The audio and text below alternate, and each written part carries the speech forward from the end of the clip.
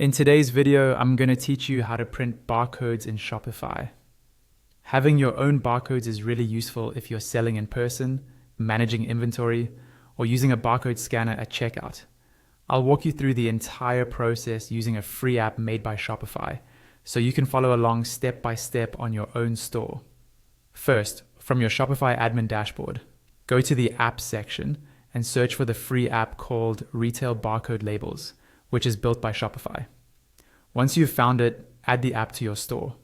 This only takes a moment, and because it's an official Shopify app, it integrates smoothly with your existing products and inventory. After the app is installed, you'll see a welcome screen. Click on Get Started.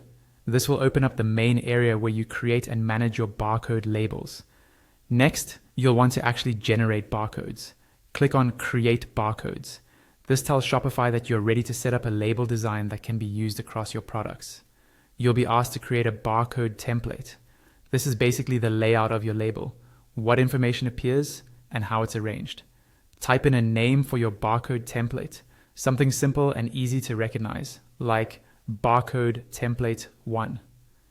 The specific name doesn't matter too much, but choose something that will make sense later if you create more templates for different label sizes or printers. Once you've named it, click on Create Template. Shopify will save this as a reusable design, so you don't have to rebuild it every time you want to print more labels. Now that your template is ready, click on Print Labels. This is where you choose which products you want barcodes for. You'll see a list of your products. Click on a product you'd like to print a barcode for. If the product has variants, you'll see each variant listed separately.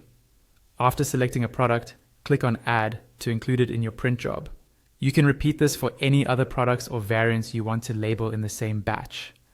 Next, adjust how many labels you need for each product or variant.